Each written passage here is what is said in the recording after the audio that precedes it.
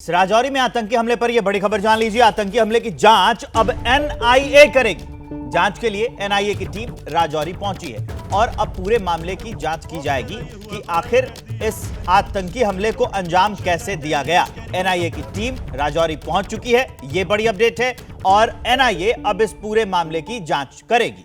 ये तस्वीरें देख लीजिए, आपके टीवी स्क्रीन पर इस वक्त 6 तस्वीरें चल रही हैं जिसमें इस पूरे हमले की कहानी है। सेना की गाड़ी पर जो हमला हुआ है, देखिए उस पर गोली के निशान हैं। इसमें अब तक 4 जवान शहीद हो गए हैं और ये दूसरी तस्वीर भी आप देखिएगा, शीशे पर जो गोली लगी है उसको हम आपको गोल करके दिखा रहे हैं और अभी भी उस इलाके में सर्च ऑपरेशन चल रहा है। हेलीकॉप्टर से निगरानी रखी जा रही है क्योंकि जो आतंकी हमला हुआ था, आतंकी आसपास ही छिपे हो सकते हैं। इसकी जो जांच है अब एनआईए की टीम करेगी। आगे बढ़ते हुए अगले अपडेट आपको दे दें। राजौरी में आतंकी हमले की जांच अभी भी चल रही है। कुछ लोगों को हिरासत में लिया गया है, शक के आधार पर हिरासत में कुछ लोगों को लिया गया है। इलाके में सुरक्षा बलों का सर्च ऑपरेशन लगातार चल रहा है और उसी के आधार पर, शक के आधार पर कुछ लोगों को हिरासत में लिया गया है। हिरासत में लेने के बाद अब इनसे पूछताछ की जाएगी ताकि कोई सुराग मिले और इस मामले की जांच जल्दी और की जाए।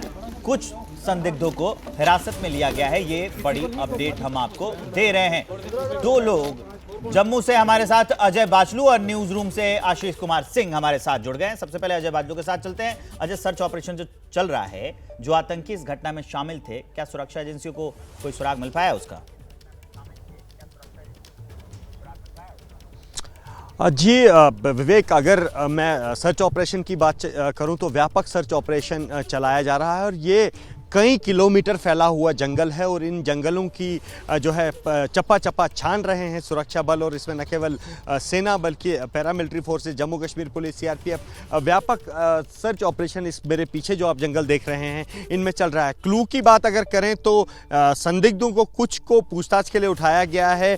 शायद उन्हीं से संभवतः ये आशंका जताई जा रही है कि वही उन्होंने इनको देखा या कहीं मदद की होगी, तो उनसे क्लू जुटाने की बात जो है वो सामने आ रही। लेकिन हाँ, जहां तक क्लू की बात है, ये इतना घना जंगल है विवेक, यहां आदमी 2 मिनट बाद अगर कहीं छिप जाए तो उसको ढूंढना नामुमकिन है, मुश्किल है। क्योंकि इस जंगल न केवल एक जंगल जो है वो घना है विवेक, बल्कि यहां पर छुपने के लिए कुछ नेचुरल हाइडआउट्स हैं, कुछ प्राकृतिक गुफाएं हैं। इसके साथ ही यहां पर बड़े बड़े पत्थर, नदियां, नाले और इसमें जो है बड़े बड़े पेड़, झाड़ियां हैं, जो कि एक नेचुरल हाइडआउट जो है बनती है, पनाहगाह बनती है आतंकियों की। तो ऐसे में इन जंगलों में आतंकियों को ढूंढना एक बहुत बड़ा काम है और ये काम इसलिए भी बड़ा हो जाता है क्योंकि सुरक्षा बल अपने इस ऑपरेशन में पूरी एहतियात बरत रहे हैं। क्योंकि इन जंगलों में कुछ लोगों के घर भी हैं, कुछ लोग यहाँ रहते हैं। ऐसे में महिलाओं और बच्चों को कोई दिक्कत ना हो, इन घरों में रहने वाले लोगों को किसी तरह की परेशानी ना हो, वो भी ऑपरेशंस में लाया गया है कि उनको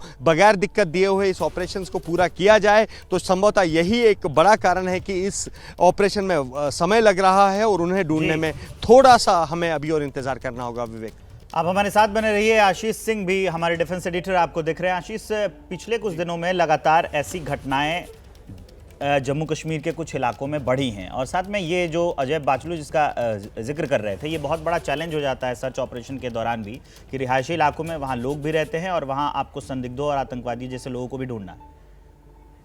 बिल्कुल, देखिए, अगर आपको पहला ब्लो आपको आपके खिलाफ हो और जो कि इस केस में देखने मिल रहा है कि इंडियन आर्मी के 4 जवान शहीद हो गए हैं और जाहिर सी बात है कि अभी तक ऑपरेशन में किसी भी आतंकवादी को न्यूट्रलाइज करने की खबर नहीं आई है। तो ऐसे में कोशिश ये की जा रही है कि भले ही ऑपरेशन स्लो किया जाए लेकिन और ज़्यादा कोलैटरल डैमेज, यानी कि हमारी तरफ और भी ज़्यादा नुकसान ना हो, और इसी वजह से पूरे ऑपरेशन को काफ़ी ज़्यादा स्लो पेस पर किया जाता है ताकि हम किसी भी तरह के कांटेक्ट के लिए जब हो आतंकवादियों के साथ में तो हमारी तरफ नुकसान अब एक भी ज़्यादा और ना हो। हालांकि ये प्रैक्टिकली काफ़ी मुश्किल होता है, कहना आसान होता है क्योंकि जिस तरह से अजय दिखा रहे थे, घने जंगलों में आपको लगातार आतंकियों को square metre by square metre, यानी कि कुछ कुछ मीटर की दूरी पर ही चारों तरफ से घेरते हुए और फिर अंदर की तरफ आना है। और यही चीज आतंकियों के फेवर में भी कई बार काम करती है, क्योंकि उन्हें पता है कि आप कहां से आ रहे हैं और आपने घेरा बनाया हुआ है, तो वो तो मारने के लिए तैयार होकर आए हैं।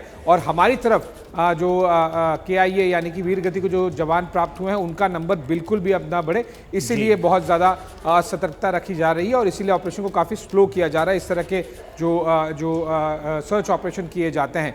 दूसरी बात, एक पैटर्न आप देखिए कि पिछले 1 सालों में जब से 370 को लेकर काफ़ी ज़्यादा एक्टिविटीज़ और एक पॉजिटिव एनवायरनमेंट बना है, टूरिज्म बढ़ा है, ऐसे में आप देखेंगे कि कश्मीर में आतंकवादी घटनाएं कंपैरेटिवली कम हुई हैं। लेकिन जम्मू में, पुंछ और राजौरी के स्पेसिफिक सेक्टर्स में, जम्मू में यहाँ पर एक नया पैटर्न सा आपको देखने मिलेगा, जहाँ पर बड़े एनकाउंटर्स पाकिस्तानी टेरर ग्रुप्स अब वहाँ पर काफ़ी ज़्यादा फोकस कर रहे हैं। और ये भी एक बड़ा चैलेंज इंडियन आर्मी के लिए, क्योंकि कश्मीर से फोकस ज़्यादा, तुलनात्मक में बात कर रहा हूँ, कंपैरेटिव अगर आप देखें तो अब राजौरी में हो रहा है। पिछले कई बड़े आप टेरर अटैक्स को ध्यान दीजिए और दर्शकों को याद होगा, वो सारे के सारे अधिकतर बड़े वाले अटैक्स जम्मू में हुए हैं, एनकाउंटर्स। तो ये भी काफ़ी अहम जानकारी है, अपडेट आप लोगों से लेते रहेंगे।